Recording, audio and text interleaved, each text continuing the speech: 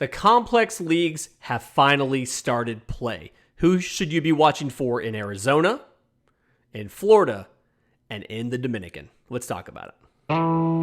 You are Locked On MLB Prospects, part of the Locked On Podcast Network. Your team every day.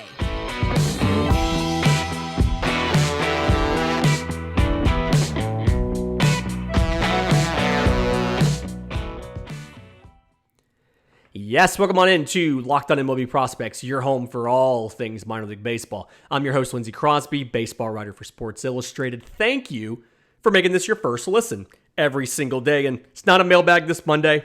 I'm still traveling, but I wanted to talk about some of the sports' youngest prospects. So we've started the Arizona Complex League, the Florida Complex League, and the Dominican Summer League. They've all gotten started. And so typically, the complex leagues, this is where you'll see last year's high schoolers. They were just in extended spring training. They go from there into the complex leagues. International signees will start off in the Dominican at the academies. They'll go from those summer leagues. They'll come here to the complex league before they'll get into full season ball. So this is where guys start to make their cases to be in the top 100. You don't typically do this. Like, this doesn't typically happen as far as ranking a guy highly until they're someplace like this. Last year, Elly De La Cruz, shortstop for the Reds, played incredibly well in the Arizona Complex League. 11 games, like 400, 455, 780. Cincinnati went ahead and promoted him there. Now he's a top 100 prospect in the game. The whole idea is, like, this is where you really start to see these guys. And then this is sometimes where you can make trades out of. It's something where this is the first domestic look at some of these guys or the first professional look at some of these guys. So teams can see how they've changed from when they were scouted and when they were either drafted or signed to what they are now. And so guys oftentimes is where they start to figure out, other teams start to scout you and figure out who you are as a professional so they can figure out whether or not to trade for you, or your team can figure out whether or not to offer you up to another team. So a couple guys, no particular order here, but in the complex league, first one is Gabriel Gonzalez. So he's outfielder for the Mariners, top 10 guy in the system. I want to say he's number 9 overall. And in the Dominican last year, 54 games, batted 287, 371, 521, 7 home runs, 9 stolen bases on the season. And he got a $1.3 million bonus in that 2020 signing class. Had 26 extra base hits, was kind of considered to be the best guy in the Dominican Summer League. So now he's in the Arizona Complex League. 5'11", but a power hitter. I mean, gets just a lot of, he puts his whole body into it. Lots of rotation, lots of torque generated because of that. But it ends up being plus power to every single field. And a guy that ranks so high because he's hit really well so far. He's shown power, he's shown contact ability, he showed speed last year. He's just now 18. He'll play all season in the Complex League as an 18-year-old. I don't think they'll move him to A. I think he'll move to A-ball next year. But he's got the hands, he's got the instincts for center field. His speed, he's above average. He might end up having to drop down to right field later as he puts on a little bit of size, because it's kind of a question of how do you put on the size? Is it good? Is it good weight or bad weight? If he loses a step, though, he's got the arm to make up for it to go to right field. So I feel good about Gabriel Gonzalez. I'm excited to get to watch him in the Complex League. Some of these teams stream their games. You can check them out. But even if you can't see them, obviously we're going to have updates for you all year. Another guy that I like, right-hand pitcher for the Padres, Jarlin Suzanna. So absolutely massive human being. 6'6", 235. And as a 16-year-old, he was throwing 96 miles an hour. I think that's where he sits now. He touches 98. He's got a power slider. I think it can be plus. He's got a changeup that's high 80s, good sink, good fade to it. He's got a curveball that blends in too much with the slider. They're not differentiated enough, but he's getting better at that. Obviously, this is kind of what you do. Very, very raw. Tons of risk here. You have to understand all of these pitchers are very, very young, and so this is going to be half these guys will never even make it. We have to kind of acknowledge that up front. But this is his debut in pro ball.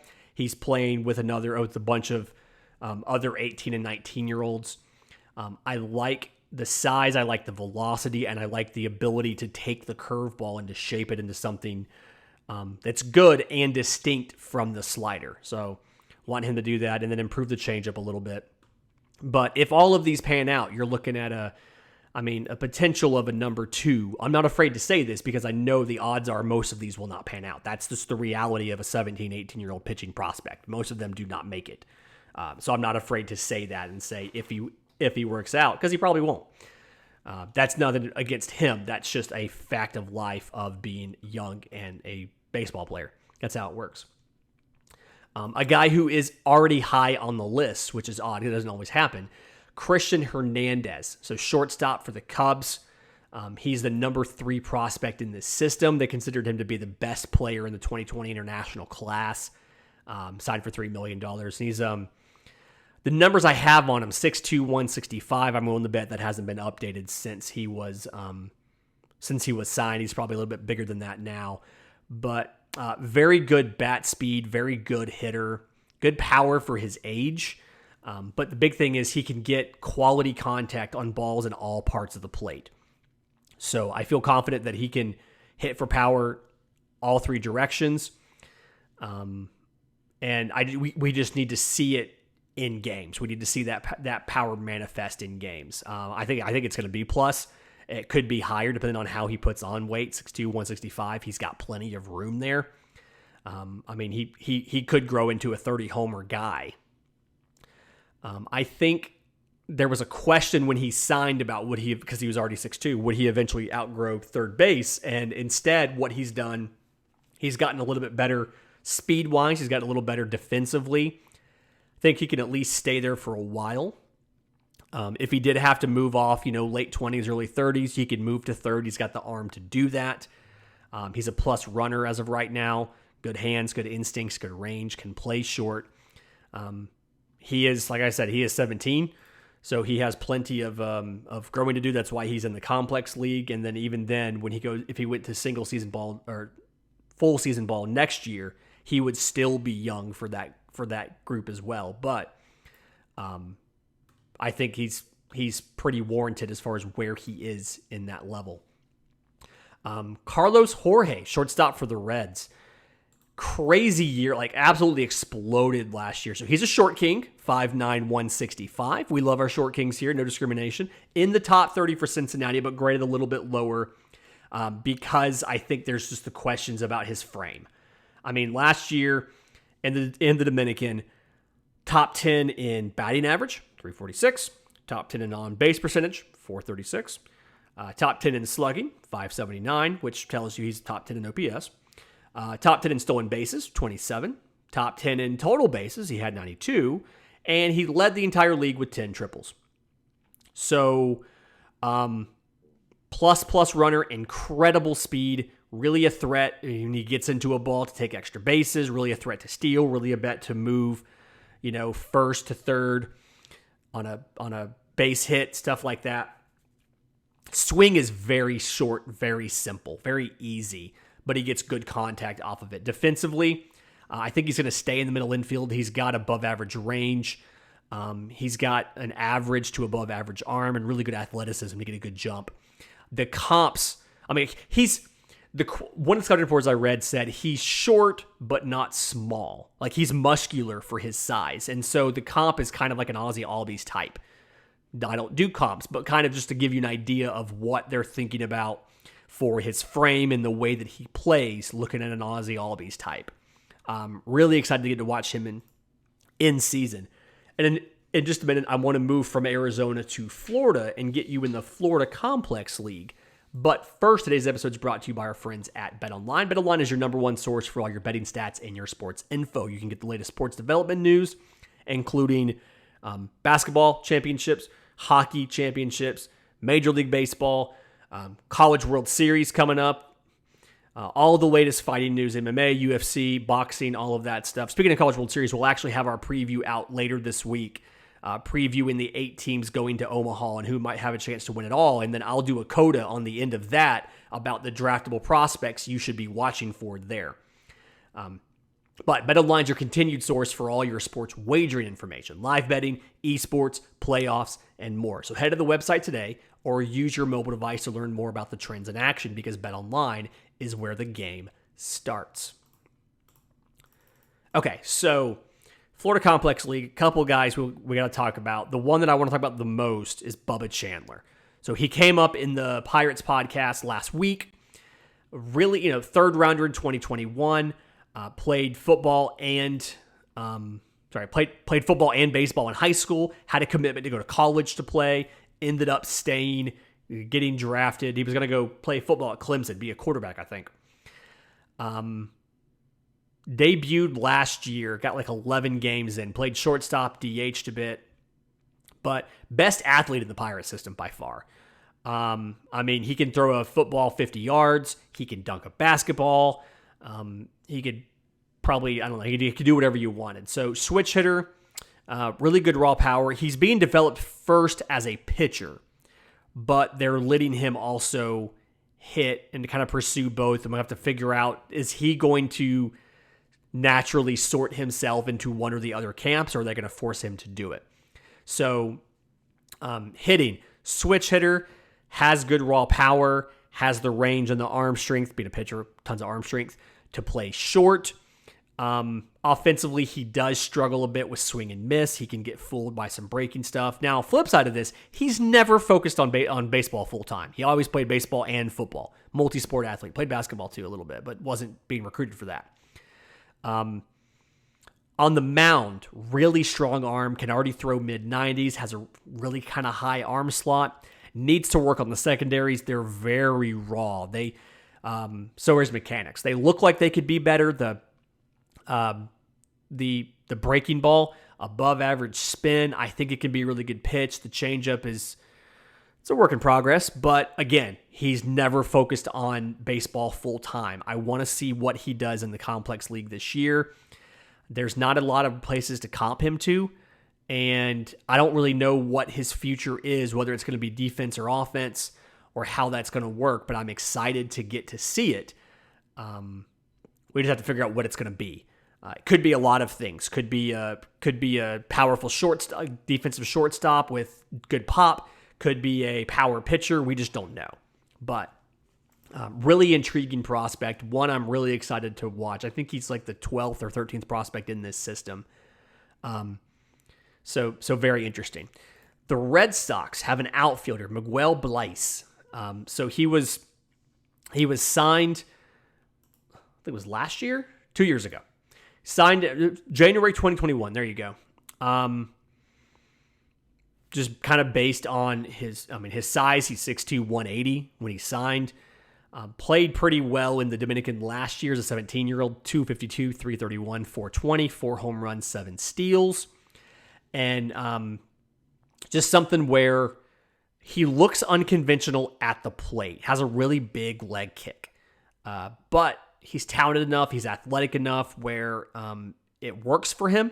He's got really strong hands, really strong wrists. He can get a lot of bat speed. He can get a lot of quality contact. And for a young player, he's born in 2004. So he just turned 18. Really, really plays well. Can get power on that with that leg kick. He's been tweaking it a bit to try to be a little more consistent at the plate. So I think the hit tool can get to average to above average. The power looks like it's going to come in at average to above average. On the outfield, very smooth runner. Good reads, good routes, good reactions. I think he can stick in center. I think he is probably a first division regular, if not a occasional all-star, just based on some of the early views. But again, These are all incredibly risky prospects, and so don't take any of this as gospel. Plenty of time for us to get there, but I do think that Blyce does have a lot of talent, a lot of skills, things we should watch there. Another guy, tons of skills, and from a team that's really done well with this demographic is the Blue Jays. Shortstop Manuel Beltre. So they've done really, really well with international players. Just think about like in their system. You've got Vlad Guerrero, you've got Alejandro Kirk, Lourdes Gurriel, all at the MLB level. Below that, you've got Norelvis Martinez, you've got a Gabriel Moreno. We did this a couple weeks ago on a Farm Friday. And then like in high A, Simmer Bursay, Yosver Zuzuleta. And so the next thing is Manuel Beltre. 5'11", 165, really kind of polished. Batted .225, 391, 346 last year. 2 home runs, 10 stolen bases. Didn't have a ton of power, but very, very high baseball IQ. Did very well with the strike zone and not striking out. I mean, he played 53 games last year. He struck out, I think, 33 times. Just very good at understanding pitches, recognizing them, having an easy, quick swing to get a bat on a ball. Did have some batting average on balls in play, some bad luck, some BABIP luck last year. But he's going to be a hit over power guy, but he can stand to add a little bit of size to that frame and get some more power. He's one of those, he does it more on like hitting ability and instincts than on like just raw tools. So it's hard to project him up a ton into being like an all-star or anything, but I think he's going to be a reliable middle infielder. He's not a super quick, twitchy kind of guy, but he's fundamentally sound, good first step, good footwork, good hands, good runner, average arm strength, very accurate. I mean, probably going to end up being a second baseman versus a shortstop, but going to be fundamentally strong. He's one of those high floor, low ceiling kind of guys, but excited to watch him, see what he can do. It's only been 2 games. It is the smallest of sample sizes, but he's batting .429, 1,000 in 7 at-bats. Like, literally, you cannot even take this. I should just edit this out of the podcast. It's not even relevant. But excited to watch Manuel Beltre simply because the Blue Jays have done such a good job finding these international players. Speaking about international players and especially like guys who are really good defensively, looking at Armando Cruz with the Nationals, a shortstop. So one of the higher profile international free agents, $3.9 million the day before his 17th birthday. So he ended up being the largest bonus given to a 16-year-old in that prospect class. Went to the DSL. And then right now, like, the defense is fantastic. So he has above average speed, but he's got he's got really good reads, really good reactions. Absolutely can, like, his projection is plus defender. His ceiling is like one of the best defensive shortstops in baseball.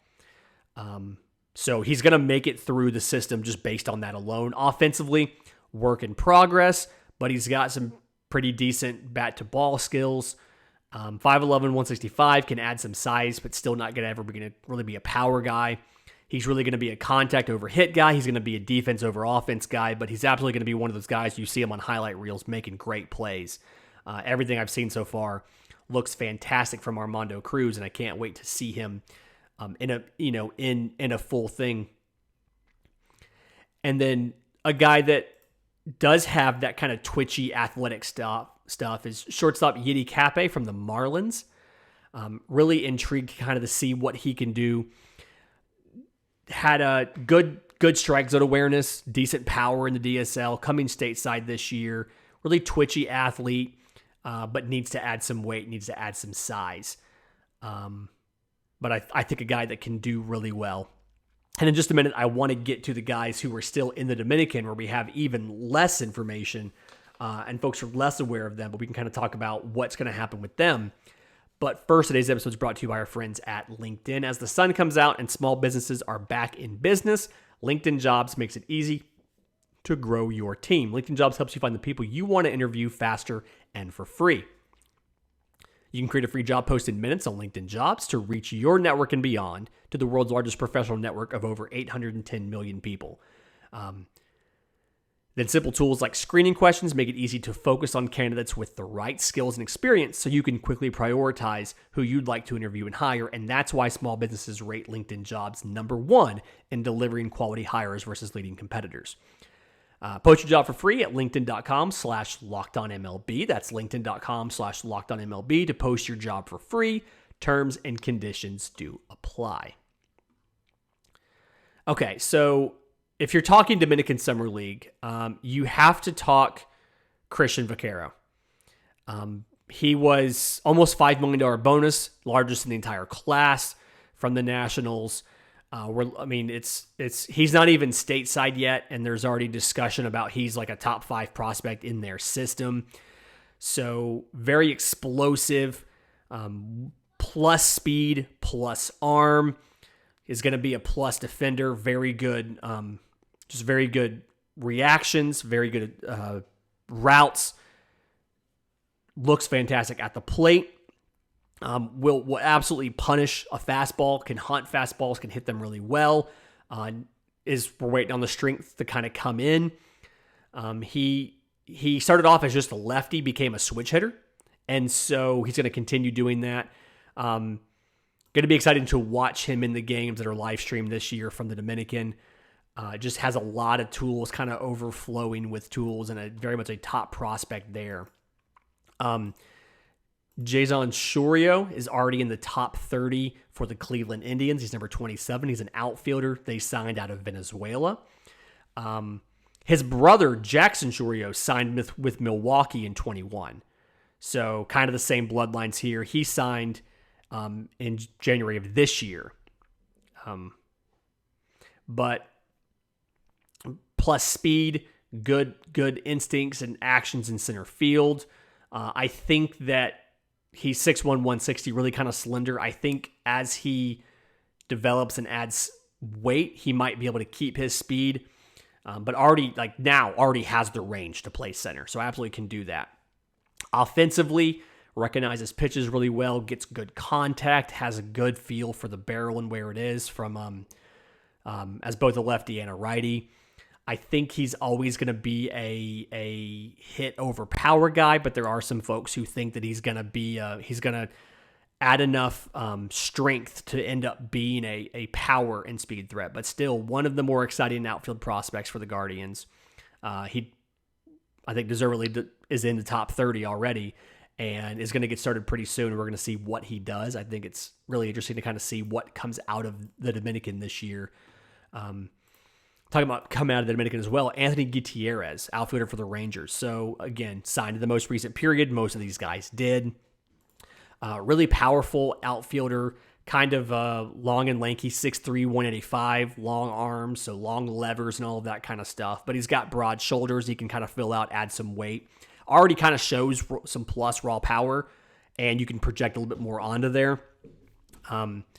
He's got that typical lanky arm, long levered swing, but he's really good at recognizing recognizing spin and squaring up velocity, so he can move through the system rather quickly as long as he can kind of keep the swing from being too long, kind of keep it shorter. Above average speed, pretty athletic. Depending on how much weight he puts on, he may have to move to a corner. If he does, I like him in right. He's got a plus arm. He's got good defensive instincts. He's not going to be a liability out there. And really kind of excited to see what he does. I don't think he'll make it stateside this year. He's only 17. But I do think, and he doesn't turn 18 until like November. But I do think that he will be here next year and he will play pretty well. I'm kind of excited to see what Gutierrez does. And then the last one is for the Yankees. Roderick Arias, shortstop, top 15 prospect for them. He was the headline of their class. Really well-rounded shortstop, good bat speed, really good compact swing from both the left and the right-hand side of the plate. Can recognize spin really well. Can make hard contact. We've already seen exit velos at like 105. at 6 foot 178 as a 17-year-old. So, you like that there. The speed, he might slow down a little bit, but he can probably stick at shortstop. He's got good hands. He's got footwork. And then the reason that everybody's so excited about him is he has an amazing arm, electric arm. He could be a pitcher if he wanted. I mean, the scouting reports that I have read about Roderick Arias say conservatively plus grade on the arm. Ceiling is like an 80 grade arm. So one of the best arms in all of baseball. Going to be really interesting to kind of see how he develops at short. Again, has good footwork, has good hands, has good reactions and things like that. So even if he does slow down a little bit, and he has the arm to make up for any sort of speed deficiencies. So really excited to watch those big arm shortstops just gun balls over. But intrigued to watch the Dominican Summer League. If you have a chance, you could stream a lot of these games. They're available. You can watch it. They're fun. They're fun to watch. Stay tuned the rest of this week. A lot of great stuff coming up, including we've got the rest of our mock draft tomorrow. We went through the competitive balance round A and the compensation picks. We went through that. We've got a College World Series preview coming up, talking about the two halves of the teams going to Omaha, the two brackets, as well as some of the draftable guys you should watch for in the tournament, which is always tons of fun to watch for a week and a half or so. But until then, this has been Locked On MLB Prospects.